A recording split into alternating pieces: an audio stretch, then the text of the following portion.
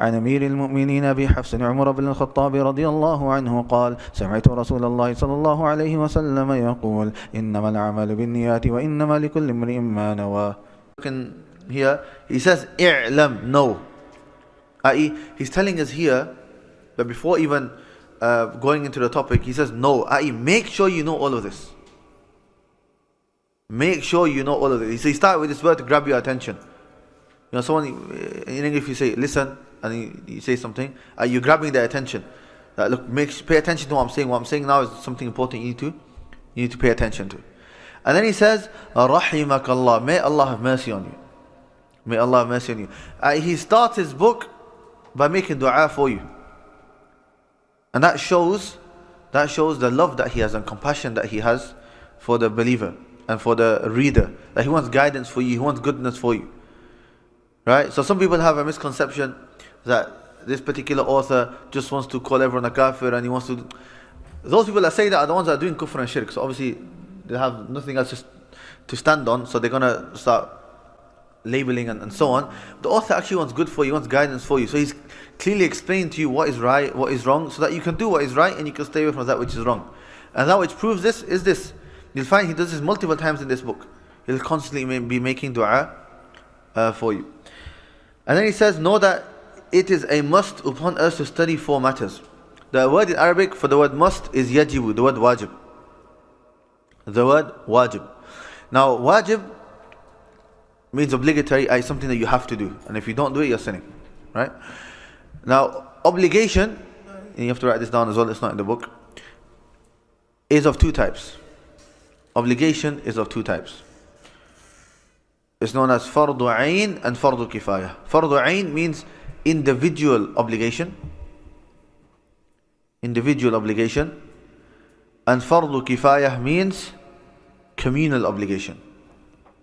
It means communal obligation, community.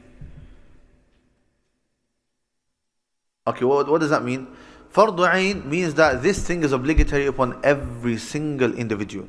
For example, salah. And once a person reaches the age of puberty, it's obligatory upon every single individual. But then there are some things in the religion which are not fardu ayn, they're known as fardu kifayah, a communal obligation. Meaning it's obligatory upon the community, but then as long as enough people from the community do it, then the obligation is taken off the shoulders of everybody else. For example, doing the adhan for salah. The adhan is obligatory in that community. Somebody has to give the adhan. But now does every single one of you have to get up and give the adhan? No. One person gives the adhan, that's it. He has done the obligation for the whole community. But if he doesn't give the adhan, then everybody is sinning. Why? Because it's an obligation for the whole community. So a communal obligation is something which is obligatory upon the community, but it only requires a few people, or we say enough people, because it depends on the action.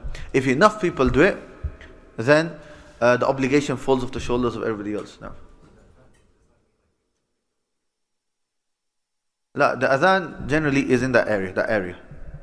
The asl, the default ruling is one area should be one masjid. That's the default ruling. But now, we have so many masajid and so on, so it makes it a lot more complicated. But nonetheless, it's a good thing to have. Each masjid should have tried to do one adhan, at least. Not in your house. In the house, there's no jama'ah, it's in the masjid, especially for the men. And women don't give adhan, so. Okay, so here we've talked about that there are 2 types of obligation.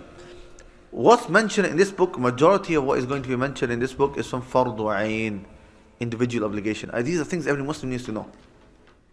These are things every Muslim needs to know. Hence we're starting with this book. Hence we are starting with this book. Now, the Shaykh here, after the dua, he says, habitually the author begins by supplicating for the student of Islamic knowledge and asks Allah to have mercy on them. This shows, number 1, the mercy of the scholars toward the students, the scholars of the Sunnah towards the students, and number 2, Islam in its origin is built upon mercy. In the Prophet ﷺ, Nabi al-Rahmah, the Prophet of mercy, وَمَا أَرْسَلْنَاكَ إِلَّا رَحْمَةً لِلْعَالَمِينَ. You have not been sent except as a mercy for all of mankind. Now, so